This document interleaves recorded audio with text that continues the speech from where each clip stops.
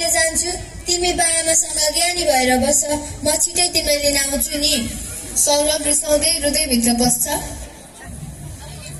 ल जाने भए छिटो गरेर जाऊ, फेरि गाडी छुट्छ। जाने भए के को हल्मला। आमा बुवाले टिका लगाएर बिदाई गरिदिन्छन्।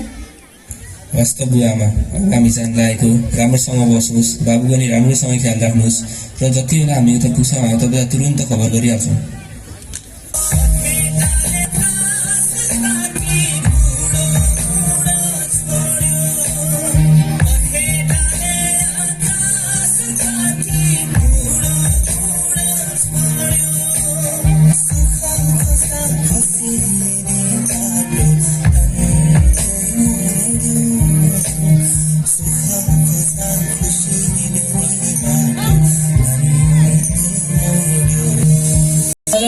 भन्दा मानेनन्, अब नातिलाई कसरी सम्झाउने?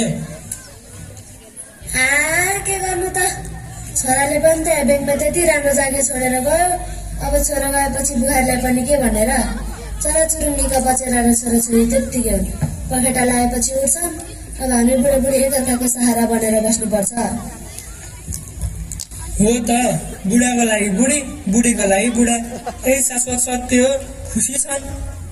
दुवैजना भित्र पस्छन्। बुबा आमा विदेश गएपछि सौरभको मोबाइलमा लत नै बसेको थियो। आजभोलि ऊ पढाइमा पनि ध्यानै दिँदैन। हजुरबुवा हजुरआमालाई पनि फिटिकै टेर्दैन, खालि मोबाइलमै व्यस्त हुन्छ।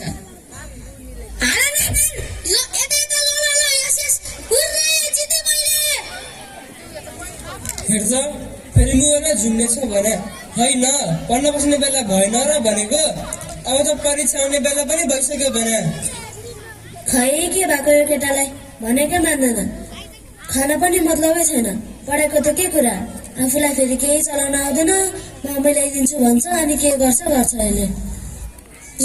पढिहाल्छु नि, कति गराउनुहुन्छ, जति बेला पढ यसमा त बाधा गर्नु छैन भने। भयो बाप पढ्न बस त। सौरभ पढ्न बस्छ भने हजुरबा हजुरआमा कामतिर लाग्नुहुन्छ। कसले किताबबाट उत्तर खोज्न जान्छ गर्छ। च्याटजिपिटी छ त, बरुभन्दा मोबाइल कहाँ राख्नु आमाले। यता पनि छैन, यता पनि छैन भने कहाँ राख्नु भने यहाँ रहेछ। च्याटजिपिटी आन्सर भन त। सौरभले मोबाइलमा नै हेरेर होमवर्क सार्छ। हजुरआमा सुगर र प्रेसरकी रोगी हुनुहुन्छ। अचानक एक दिन उहाँ बिरामी पर्नुहुन्छ। हजुरबा यहाँ आउनुहोस् त। होइन के भयो, किन दिएको? मलाई त कस्तो चक्कर लाग्यो। ल पानी खाऊ त, ल आराम गर। अस्पताल पनि जानुपर्ने बेला भएको थियो। सुगर प्रेसर कस्तो छ कुन्नी, बरु भोलि अस्पताल जानु पर्न। अहिले तिमी आराम गर। आमा सुत्न जानुहुन्छ। भोलिपल्ट सौरभ विद्यालय जाँदै गर्दा बाटामा साथीहरूसँग भेट हुन्छ। सौरभ यता आइज न, कति एक्लै हिँड्छस्। हामी पनि तेरो त साथी हो नि, खालि एक्लै हिँड्छ। हेर सौरभ, आज त हामी स्कुल जाँदैनौ, पढेर के हात ठुलो भएको र हिँड त पनि आज हामीसँग। हामीसँग आज हामी त शिवजीको प्रसाद खान्छौँ। के प्रसाद हो फेरि? म जान्न, म स्कुल जान्छु। मलाई मेरो हजुरबा हजुरआमा थाहा मार्नुहुन्छ। आज एक दिन हिँड्न, कसैले पनि थाहा पाउँदैन के। सौरभलाई उनीहरूले जबरजस्ती लैजान्छन् र एउटा थुत्रो घर पछाडि गएर खान्छन्। ल खा त सौरभ, कस्तो छ? के आएको यस्तो, म खान्न। खाना खा, कति आनन्द आउँछ।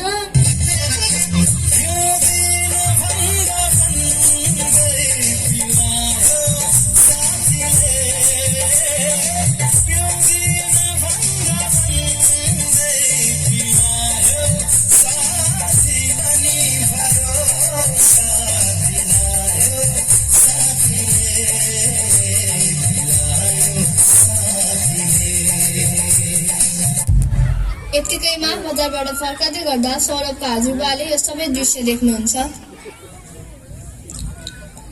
सौरभ, तिमी त पढ्छु भन्ने घरबाट हिँडेको होइन, अनि के गर्दै बसेको? खै देखा तिम्रो हातमा। तिमीहरूलाई यो खाएर बसेको, तिमीहरूलाई थाहा छ यसले हाम्रो शरीरमा कति असर गर्छ भनेर? जाति थिए यिनीहरूले मलाई जबरजस्ती ल्याएका। गर्छ साथीहरू डराएर त्यहाँबाट कुलेलाम ठोक्छन्। बाबु अब त बुझ्न भइसकेको छस्। बाबु असल खराब चिन्न सक्नुपर्छ। म अबदेखि यस्तो कहिले गर्दिनँ बुबा, सरी। हिँड अब घर जाउँ। हजुरबुवा नाति घर जान्छन्। यो सबै कुरा हजुरबुवाले शिक्षकलाई फोन गरेर बताइदिनुहुन्छ। भोलिपल्ट विद्यालयमा शिक्षकले सबैलाई आफ्नो कार्यालयमा बोलाउनुहुन्छ। यताउता सबैजना, तिमीहरू हिजो कहाँ गएका थियौ भन त? के खायौ भन त? मलाई सबै थाहा भइसक्यो। सरी म्याम, अबदेखि हामी यस्तो कहिले गर्दैनौँ। सरी म्याम, अबदेखि हामी यस्तो कहिले पनि गर्दैनौँ। हेर बाबुहरू, तिमीहरूको यो बेला पढ्ने समय हो। तिमीहरू कति वर्षका भयो भन त? यो उमेरमा लागु पदार्थ सेवन गर्दा तिमीहरूको कलिलो मस्तिष्कमा कति असर पर्ला? सोचेका छौ तिमीहरूले? लागु पदार्थ सेवन गर्दा शारीरिक, मानसिक तथा सामाजिक रूपमा असर पर्छ नि। सरी म्याम, अबदेखि हामी यस्तो कहिले गर्दैनौँ। ल ठिक छ, सधैँ अनुशासित बन्नु, पढाइमा ध्यान दिनु। महेश र गौरव जान्छन्, तर सौरभ त्यही बसिरहन्छ। सौरभ, के भयो तिमीलाई? पहिला यति बोल्ने पढ्ने तिमी आज भोलि एक्लै बस्ने टोलाउने गरेको देख्छु। के भएको छ तिमीलाई? भन त, म तिमीलाई सहयोग गर्छु। भन त, के भएको छ? के साँच्ची तपाईँले मलाई सहयोग गर्नुहुन्छ? भन न के छ? शिक्षक पनि तिम्रै बुबा आमा सर होइन र? मलाई मेरो मम्मीको धेरै याद आउँछ। मलाई मेरो मम्मीसँगै बस्न मन लाग्छ। हुन्छ, म तिम्रो मम्मीले छिटै बोलाउँछु। यो मेरो बाछा भयो, तर तिमीले पनि मैले भनेको एउटा कुरा मान्नुपर्छ। कार्यक्रममा भाग लिनुपर्छ। बाहिर छोडेन। हुन्छ म्याम, म कविता भन्छु। अस्ति नै कविता प्रतियोगितामा प्रथम भएको थिएँ। आमा नाममा कविता भन्छु। हुन्छ, राम्रो तयारी गर ल। हुन्छ म्याम। सौरभ त्यहाँबाट खुसी हुँदै जान्छ। शिक्षकले विदेशमा रहनु भएको सौरभको आमालाई सौरभको पढाइप्रतिको चासो, कुलत तथा कुसङ्गतको बारेमा बताइदिनुहुन्छ। एक हप्तापछि अभिभावक दिवसको दिन आउँछ। सौरभले आफ्नो कविता सुनाउँछ। नमस्कार, म सौरभ ढकाल। म कक्षा 5 मा पढ्छु। आज म कविता भन्न गइरहेको छु।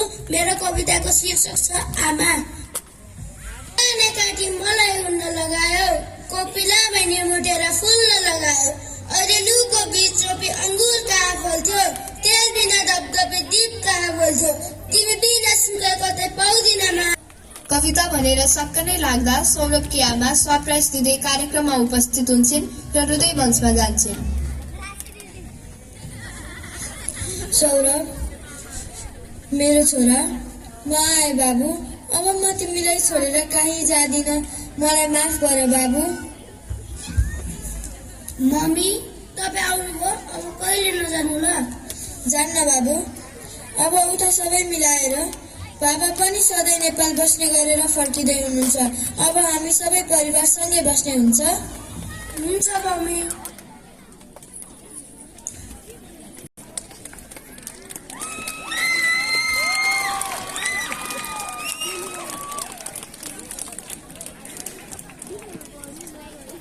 नयन महतो, आमा राष्ट्रिका राजुले, बुबा आरुष रिजाल, छोरा सौरभ सम्राट रावल र छोराको साथी महेश स्वयं सापकोटा, छोराको साथी गौरव तेज विक्रम थापा र शिक्षक सिजना दाहाल। हामी कतिपय अभिभावकहरू आफ्नो सन्तानलाई आमाको न्यानो काख र सहारा दिनुपर्ने बेला धेरै धन कमाउने आशमा विदेशिन्छौँ। तर हाम्रा सन्तान केवल धनले मात्र उचित शिक्षा हासिल गर्न सक्दैनन्। जीवनको सबैभन्दा अमूल्य शिक्षा भनेकै संस्कार हो। संस्कार बिना शिक्षाको पनि कुनै औचित्य हुँदैन। बालबालिकाको भविष्य निर्माणमा घर, परिवार, हुर्केको समाज र विद्यालय सबैको समान भूमिका हुन्छ। तसर्थ हामी सबै बालबालिकाको सुन्दर भविष्य निर्माणमा जुट्नुपर्छ र आजका साझेदार बालबालिकालाई भोलिका राष्ट्र निर्माणका खम्बा अर्थात् कर्णधार बनाउनुपर्छ। धन्यवाद।